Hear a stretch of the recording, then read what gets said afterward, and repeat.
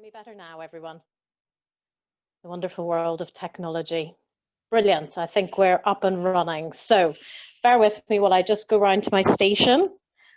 The weird and wonderful world of presenting. So basically, just to explain, I have a setup in my studio where I've got a main computer, and then I'm going to have to do the audio off my mobile phone just because of the distance for me presenting to you guys. So that sort of hopefully takes care of the technical hitch. So firstly, welcome everyone. Thank you so much for joining today. I mean, it's such an awful day weather-wise. What else would we be doing? So I'm happy that you can join me. Hopefully you've got a cup of tea at hand, possibly even a little glass of red wine, which I know I will be doing after the presentation. And yeah, just to sort of say, look, I know things are as they are. We were all obviously hoping to exhibit, and this is the next best thing really. So thank you to everyone who's supporting today. It's much appreciated. So today's session, obviously, I'm going to be looking at lots of different types of water-based medium. I am quite a messy artist in that respect, and that I like to mix up a lot of the techniques and things that I work with. For anyone interested in the work, obviously I think the team at Contemporary Art Fairs hopefully can post a link to my page on the site with some of my new artwork for autumn winter. And then for anyone else who's interested, my website is at www.emmatweedie.art. And also, obviously, always keen to have more followers on Instagram. So you can find me on Instagram at emmatweedieart. For anyone signing up for my newsletter today, any newcomers, I will be doing a competition to win a small 30 by 30 print today. So in order to do that, you just need to go to the website. There should be a little pop-up form that comes up. You just fill out your details, and then I will do a random selection from any extra signups from today, and we'll get that in the post to the winner. So for today's session, so basically I'm going to be working on some different techniques using this 30 by 30 sort of piece of paper. Just to explain, there is a bit of a concept in watercolor. There are very, very traditional watercolorists out there who will insist on, you know, stretching paper, wetting paper heavily, drying it properly with gum strips. People who are very fussy about using hot press paper, cold press papers. For me, you know, really a water-based medium is anything that is water soluble. So I have some allergies, which is how I really got into working like this. And, you know, lots of different wonderful products. So you can have anything like these amazing Asian watercolors that I have, which are more like a sort of sumi inks. So they're quite heavy in pigment. You could have something like a traditional tube, which is just obviously standard fare, or these are most like the pans that you'll get, you know, student sets, things like that. They also don't have to cost a fortune. I get quite a lot of my stuff from secondhand shops, charity shops. I'm always, you know, poking around looking for lovely things in there. And then obviously things like gouache, which I use quite a lot. And then right up to things like I've got these amazing acrylic inks, which are really good for adding a little bit of extra depth to products. And then other crazy things that I might use, I've got some concentrated watercolors, which I use. This is a brand called Dr. P.H. Martin. Again, that's really good for just upping the level of pigment if you're really wanting to get a certain color level. Also, if you're working with layers and transparency, that can be really useful. And then other things that I add into my toolkit, which I'm sure are not, you know, approved by the traditionalists, but things like standard household emulsion. Very often I will bind different products in with these just to make sure that they've got longevity to them. But sometimes you can get some really nice shades, and also the texture can be quite interesting as well. And they work, I find, quite well on paper. So firstly today I have prepared a little 30 by 30. I've just, because of space today, I've put this onto an old sort of painting board, a Daler board. It's got a nice handy cover on it so I can get messy with lots of water and other layers. And my work, I'm sure you can see a little bit in the background here, but I tend to work with multiple layers and also with a lot of mixed media. So this is a good example where I've got everything on here from recycled coffee cups that I get if I have a coffee cup that I buy, a not recycled one, I make myself, bring it to the studio, clean it, and then I have to find a weird way to use it in a painting going forward. I also have lots of things like old vintage nets that I found from charity shops. I think in here I have a studio neighbour who's a milliner, which is great. So she gives me lots of offcuts. So I think there's one in here called Cinnamay, which is a pineapple fabric. So I tend to work in the substrate. So on top of the paper, I will tend to include some mixed products like that, just to give it a little bit more texture. And it also helps give the paint something just to cling on to when I'm working. Now, people think that a lot of these techniques are really limited to smaller pieces of work, but I've got a couple of pieces behind me here, which I've got just to sort of show you the kind of sizes that, you know, I can paint up to. This is something that's like a 1.2, I think, meters. And then, you know, again, I've got a lovely piece here behind me, which is about 1 meter by 70. And these are all created using water-based mediums, which most people are quite shocked at.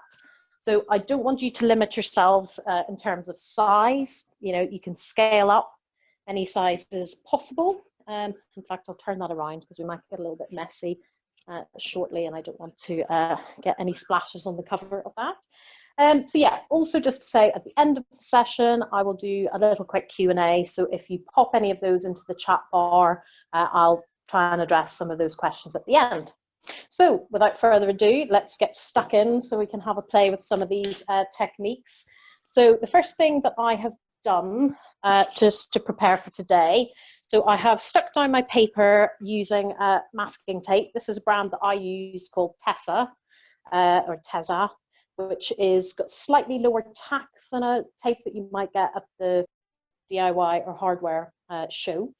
So I've just used that. I've also put a small brush of acrylic medium around the edge.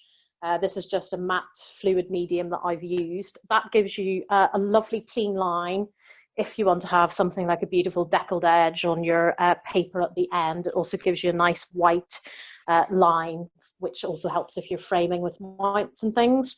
So for example, if I was working on a 30 by 30, I would usually give myself, like when you're seamstressing, an extra centimetre or two all around. I treat that with a layer of the acrylic medium and then attach my masking tape, and that just gives you a nice clean edge at the end. So that's just another little handy tip.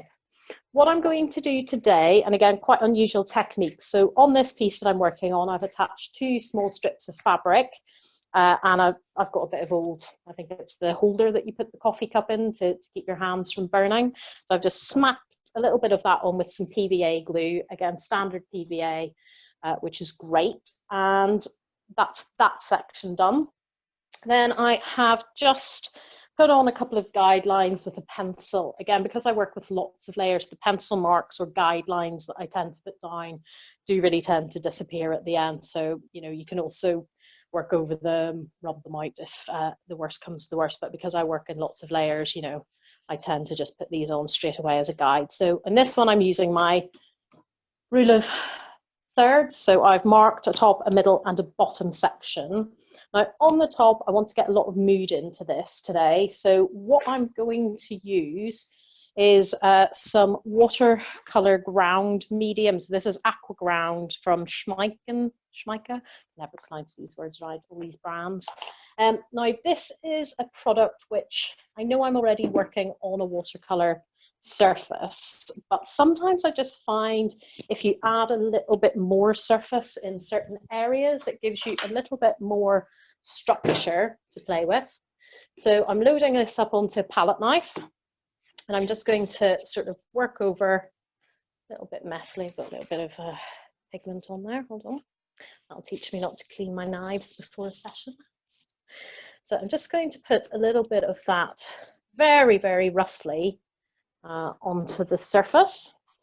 And then I am also, I think, on here going to use a bit of I've got some standard gesso, which is just a thin gesso. That is an acrylic gesso primer that I'm using, which I've got from Jackson's Art. I'm just going to smooth that off. The reason I do lots of different sub layers is because I find the more differences you get in at this very early section of painting means that the painting tends to take on different qualities than it might do otherwise. I used to start off just using paper, you know, working straight on it, but as I've got more sophisticated with what I'm doing, I find that that is actually giving me a nicer finish at the end. It's much more interesting to the viewer because there's lots of unexpected things going on. And then here I have a pot of Liquitex Professional Super Heavy Gesso. My Super Heavy Gesso is like my best friend. So on here, I'm going to just slather on in the bottom section some really rough kind of marks using this Super Heavy Gesso.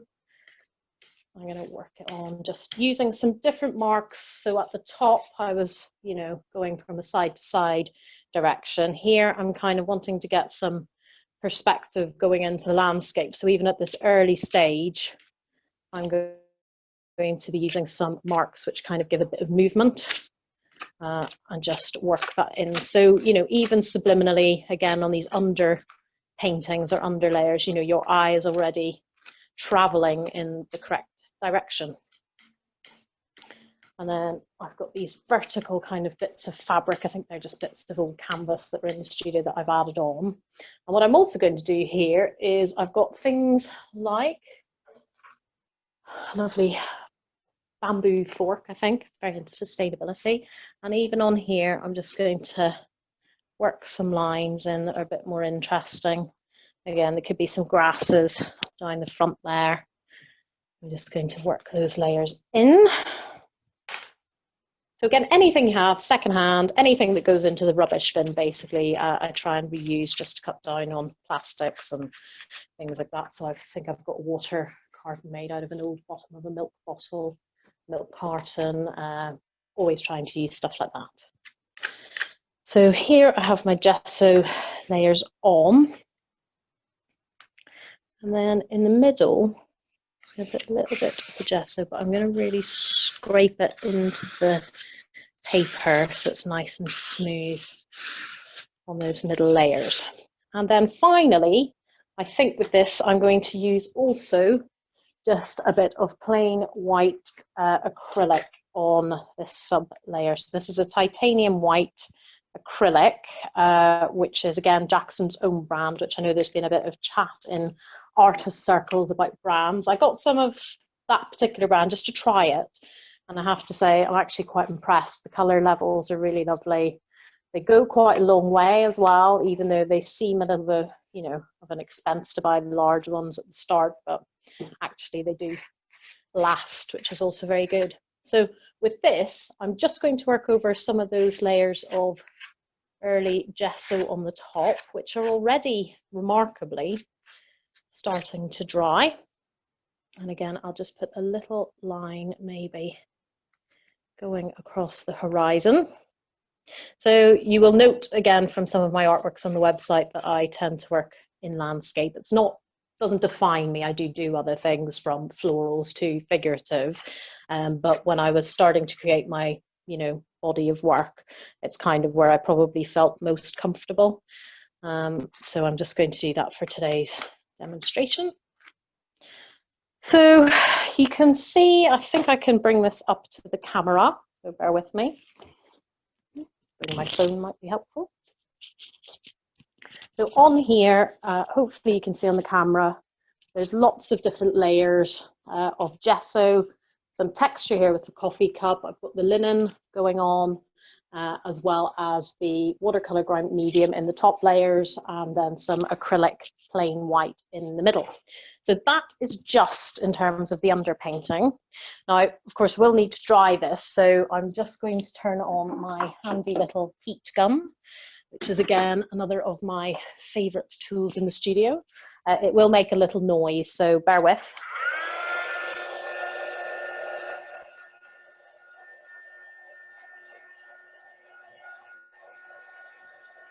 It is amazing. This is from Hobbycraft, I think.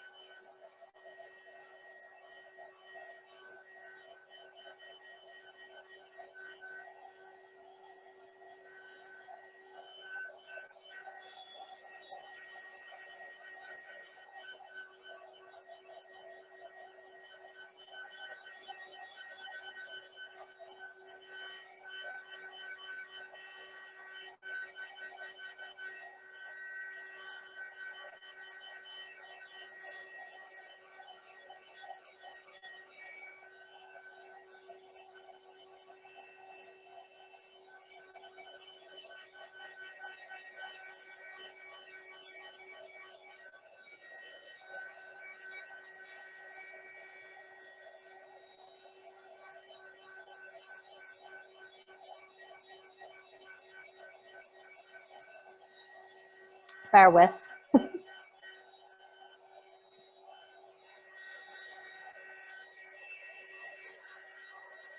Yeah, if you could just bear with, I do want that sub-layer to be nice and dry, and I don't want to speak while the gun is on. So if anybody needs a loo break or to boil another cup of tea, then this is the time to do it.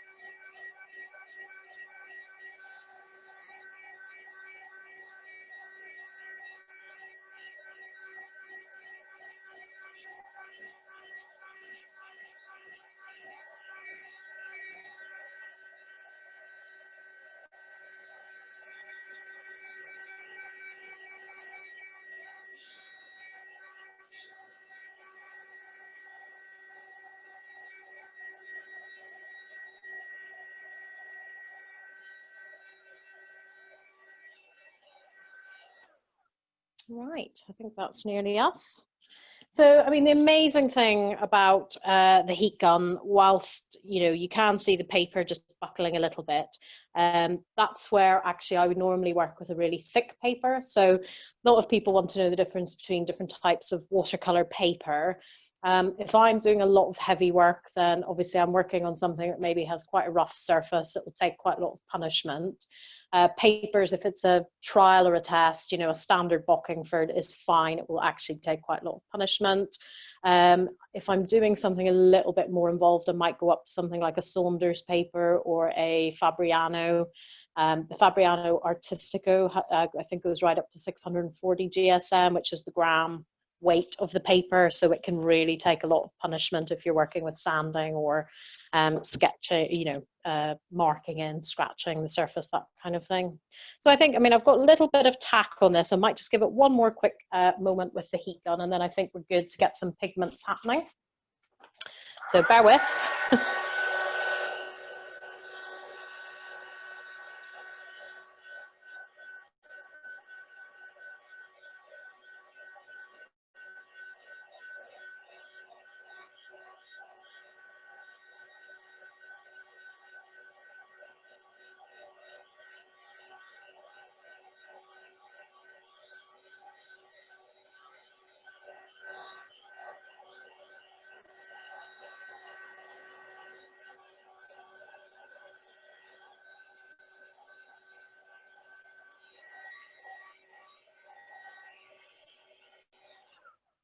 Right, let's delve in. So I'll just give that a quick check. I think we're pretty much good to go. Obviously, if I was doing this on my own, I would be taking a lot of time, and I'm really, you know, being careful with that. So the next thing I'm going to do is I want to really work into the sky first, because I love to get some mood. Today, I'm going to work with a slightly more restricted palette, just to disrupt my colors, because I do find you tend to work with the same of the lot, same materials a lot. So it is actually quite nice to shake that up now and again. So let me just clear some space with the priming products. Just put those to one side. So I think today I'm going to work with some acrylics. So I've got a titanium white and I've got a Payne's grey. Again, they are Jackson's own brand. I'm also going to work with burnt umber, which is from the Jackson's professional collection. I'm going to work with, again, on the browns, so that's a sort of dark brown, and then I've got a De La Roni sepia, which is an acrylic ink, and I've also got a sepia from Sennelier, which I think that's how you pronounce it. I'm going to use the white ink, so that goes into the white column. And then I think I'm going to work with a purple acrylic ink, possibly a bit of lime green, but I might decide that last minute.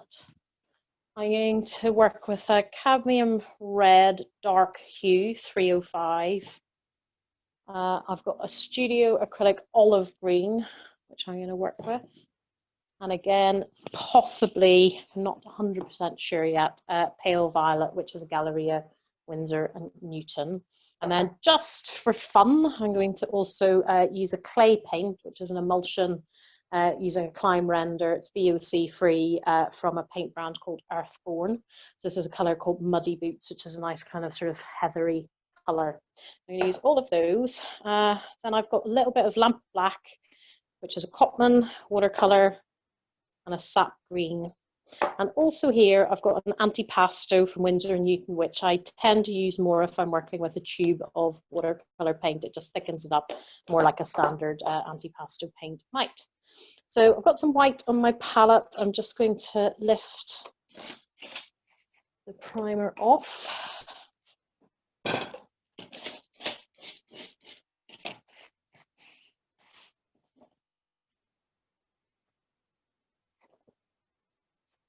And I will just, you can see where my apron's covered because I'm a really messy worker. So I'm just going to lift some of these out onto the palette.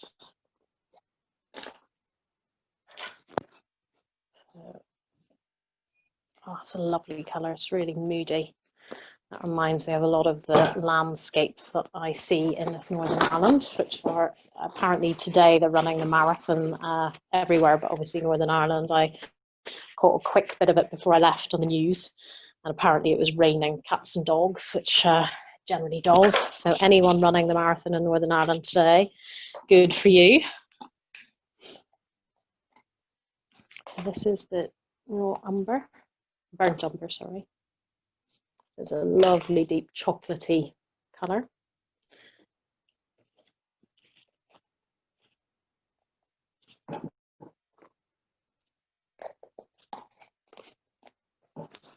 I've got my three white, the brown, and the Payne's grey on my palette here. And then I'm also just on these little ceramic dishes that I've got. I think you get those for £1 in the shop was Tiger. I'm just going to put a little bit of the lamp black watercolour. And I've got another one of these. I'm going to put a little bit of sap green in.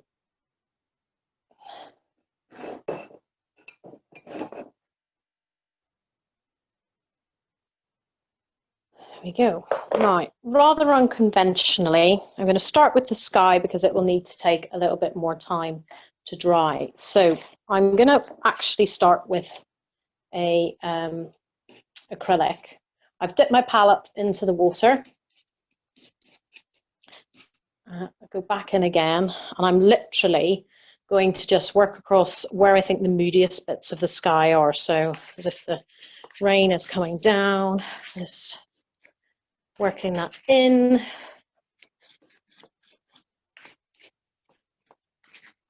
And you know, I'm not being careful or precious with this. I'm not painting, as you will notice, with a brush either. I'm using a palette knife. And actually one of my key working tools is actually a brayer, which is a process that's kind of discovered me rather than the other way around. And then I'm just going to take a little bit of the white into that. Just for a little bit of differentiation. And when that's kind of going off, I'm going to just give it a couple of minutes, and then I'm going to use my trusted sprayer just to lift a little bit more pigment out of the background. And I'm also going to simultaneously work a little bit with the foreground. So in the foreground, I think with this one, I'm going to shake it up a little bit. I'm maybe going to go in with a little bit of the cadmium red. I'm going to add a little bit of the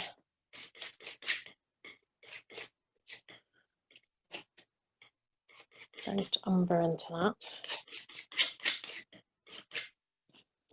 And I'm actually going to use the brayer, just as if you were rolling ink. I'm just going to go over some of those lower sections, just trying to pick up some of that surface pattern and texture that I put in to begin with.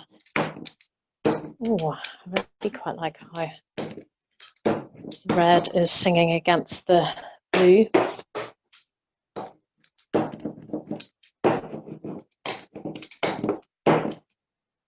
And again, this is where, you know, if you've got photographs or if you've got things that you record when you're out and about on your walks, you know, just keep things handy. I have lots of references around the studio on pin boards that I tend to use just to really, you know, motivate me when I'm at the studio, or if you're stuck for an inspiration, you can look up, oh yeah, I quite like that, I'll maybe add that in or drop that in.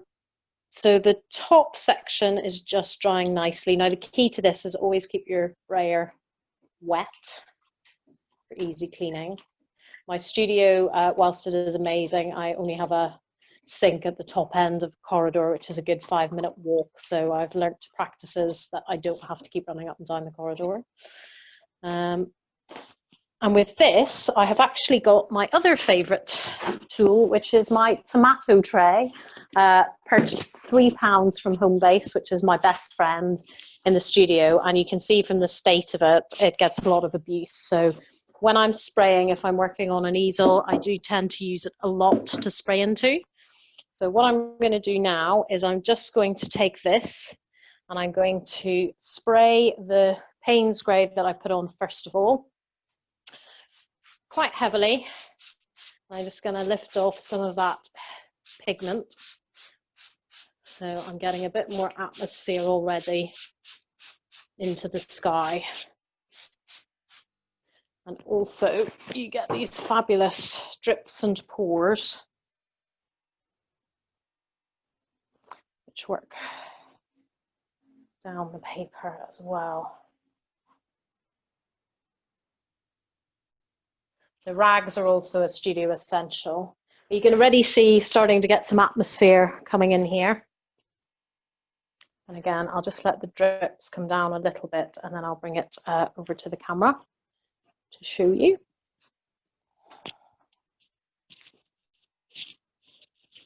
So here, really getting these lovely streaks coming down. You can see where I've worked in here with the spray water just to really start to get that cloud breaking up. You get these lovely accidental things happening. And what you will see is the areas where I put the acrylic, the watercolor ground medium, and then the gesso are all handling the pigment differently in different areas of the painting, which is really exciting because you don't get one look. It's not the same, which makes it feel quite atmospheric.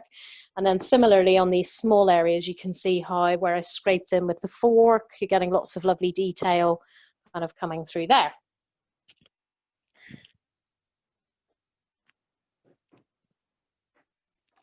Another little trick that I use sometimes is with, I'll just put my rag handily in my pocket. You can use these rags or things just to, again, lift out a little bit of patternation. I can just add in a little bit of extra texture there. What I'm going to do is, again, I'm just going to dry this section because next I'm going to work with some of the watercolor and then I'm also going to go in with a little bit of acrylic ink. So bear with me while I just turn on the heat gun again.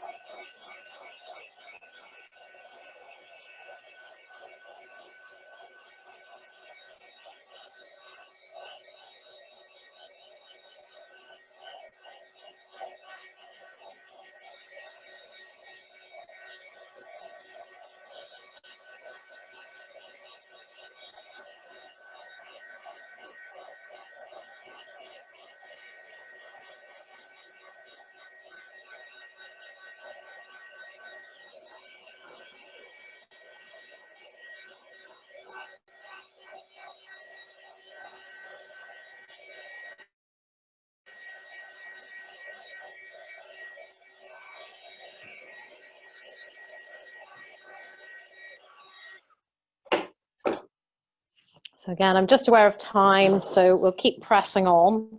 So for the horizon line, I'm actually going to use a little bit of this pigment, the acrylic ink, sorry, and I'm going to apply that with a small pipette, which I've got over here. This gives you quite a lot of control. They do come with a little sort of pipette on the top, but I find that the control that you get off them is not very good, so I tend to use these little cheap craft ones that you get just to suck up a little bit of extra pigment. On this, I'm just going to follow along with that pencil line that I put in previously. And just start to get some interesting patterns happening with that. And again, you remember in the middle layer we used a little bit of the acrylic as well as the gesso on the underpainting or primer. Let's put the remainder back in. And then I'm also here going to work in a little bit of lamp black watercolor that I've got in a little tray. So I've just squeezed that out of the water Cotman, I think it's lamp black. And I'm going to add a little bit of this aqua pasto. So that really acts as a thickening agent, but it also means that when you're using it in conjunction alongside the acrylic inks, that it actually has a little bit of staying power. So again, I'm just going to pull the palette through a little bit there. Maybe just in the bottom, put a few little black marks. And again here, I think what I would like to do is maybe, that's just taking on some really nice characteristics. I'm just actually going to play with where some of those pigments are running to. And again, putting pigment on, taking it off again is something that I just love doing. So I always am quite keen just to put in little accidental marks. Maybe just here, take a little bit of this. Over it with the palette knife. Oh, that's lovely, actually. Lovely texture. And do you know, as you work, things kind of come out of the paint, shapes, ideas. So maybe you start off with an idea in your head and then it goes somewhere completely different. So I think what I might do with this is I might go a little bit orange. If you bear with me, I'm just going to go and grab an orange just because I'm feeling the orange would work well with the brown. So let's see what we've got in the box of tricks. Don't have a bright orange, but I do have this kind of sort of peachy colour. So I'm just going to mix that in.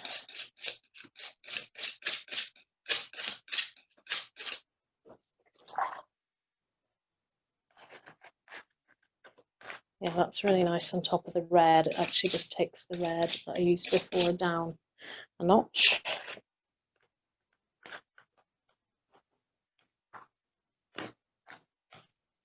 I'm going to put a little hint of that up on the skyline.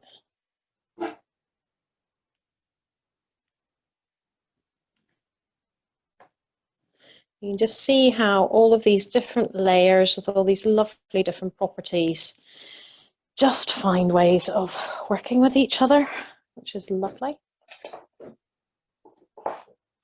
And then I think on here, again, I would like to just put a little bit of blue acrylic, purple acrylic, just in along with that brown.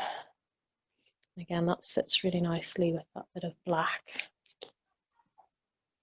You can see these lovely layers of light, all the paint and pigment is starting to fizzle through. So you just get this lovely unexpected kind of story starting to emerge.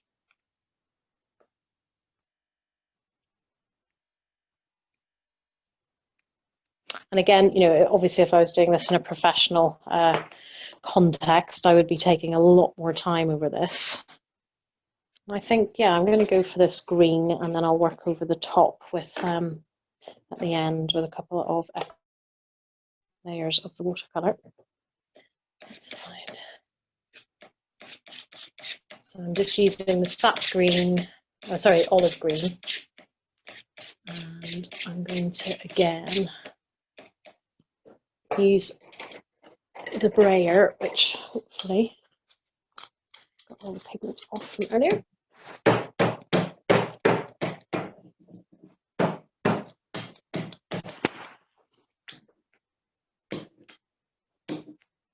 Again, you just get these lovely textures where we worked before with the watercolour ground, medium, the acrylic.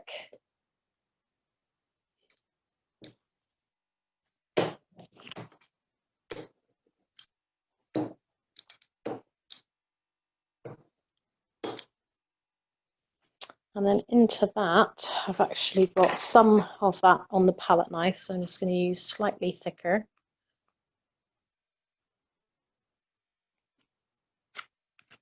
And again, remember the under layers where we put the lovely shapes. I'm really starting to see that coming through. So again, I'm just going to honour that and scraping back all the time to get these lovely, unusual layers going on.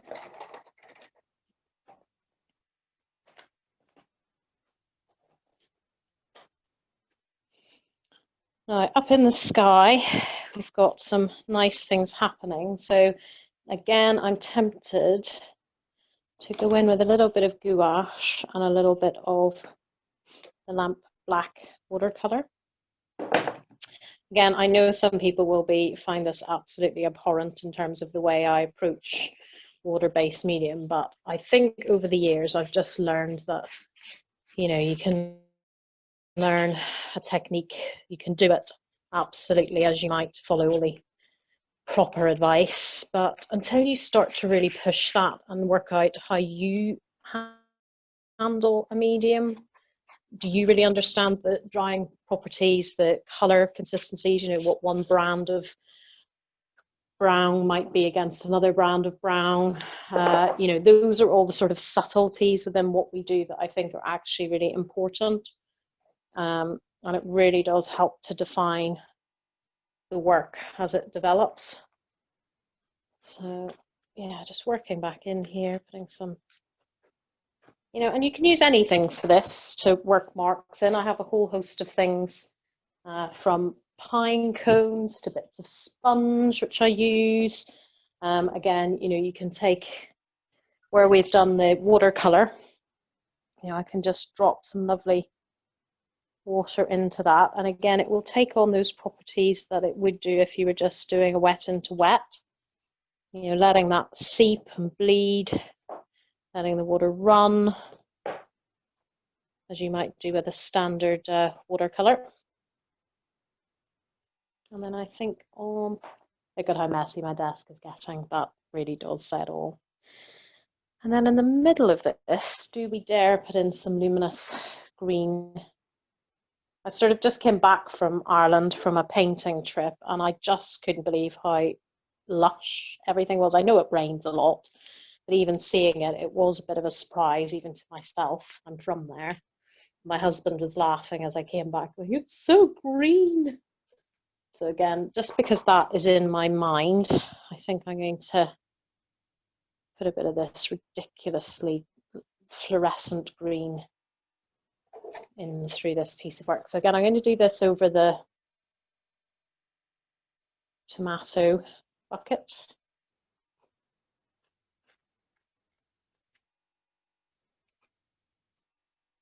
And that's just insanely green.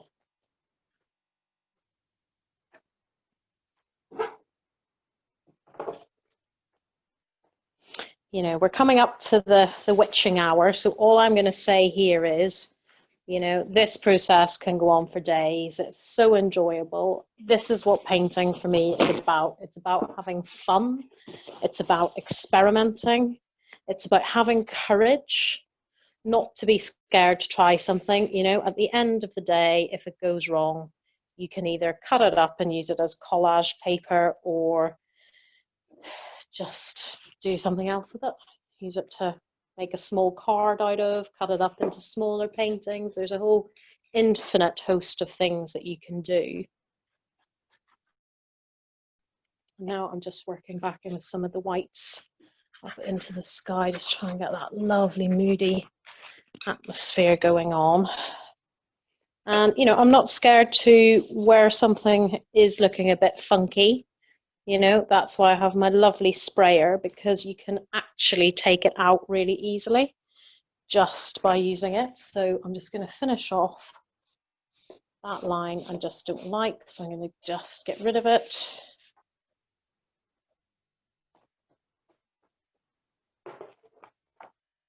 And then I think I'm just going to add this one last touch of Irish grass up at the top.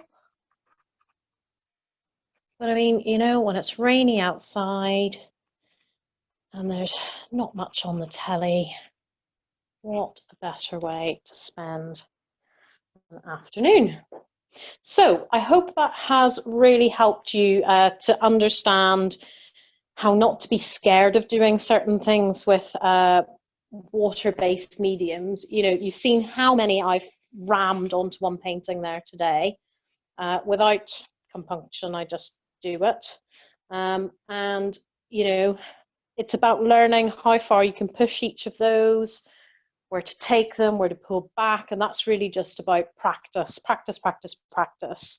I could maybe be doing 6 of these a day, just as practice ones. Proper ones when I've really worked a composition that I like or color that I like, you know, that could take up to 2 to 3 days to really work on it properly, because I'm always looking at drying times. I prefer to let things dry naturally rather than always using a heat source such as a hairdryer or a heat gun. So that just really helps. Yeah, I'm pretty happy with that. I might go in later when that section's just dried and work that up a little bit more. I'm just going to check the Q&A section and just see if anybody has anything for me. Let's have a look.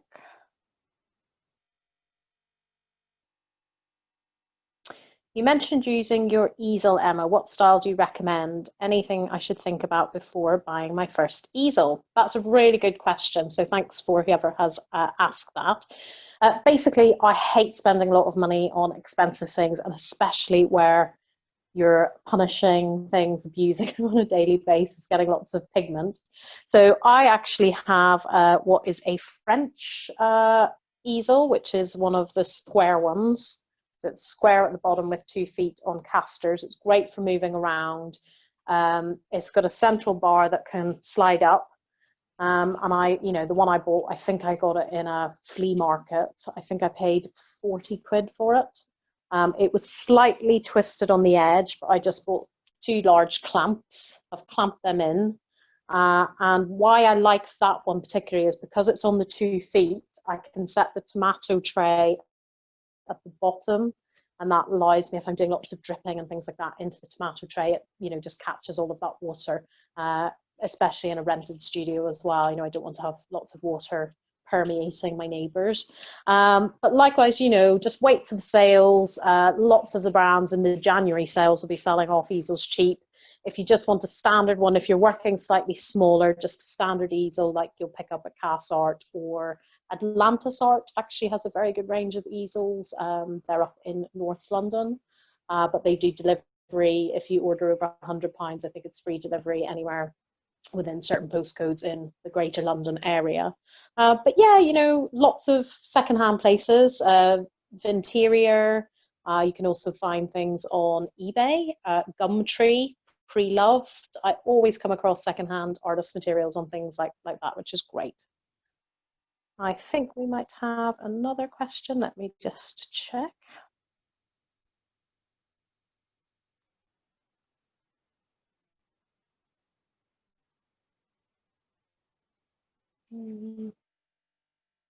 Oh, someone loves the idea of the tomato tray forever mopping up my drips. Do you know what? I read a story about Barbara Ray, apparently at college, used a hose pipe and she used so much water, I think part of the floor caved in below.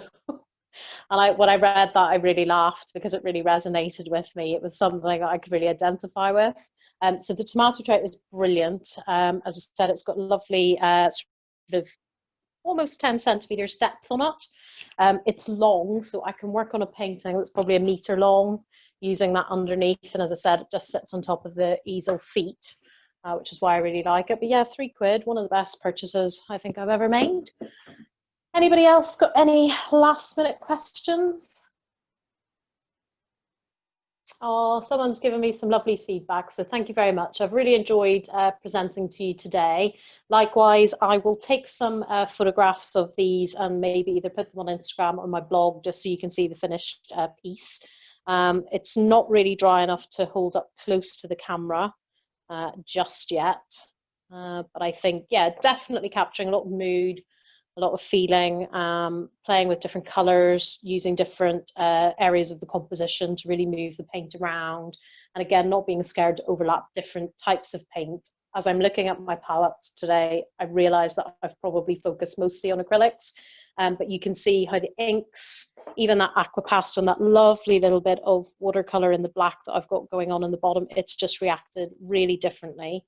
So yeah, I think it's just give everything a go. So good luck to everybody. I hope you have fun in your art practice. That's the main thing. And as I said, don't worry about making mistakes. That's what these practice sessions are made for. Enjoy the rest of the virtual fair and hopefully catch some of you soon. Thanks very much for watching.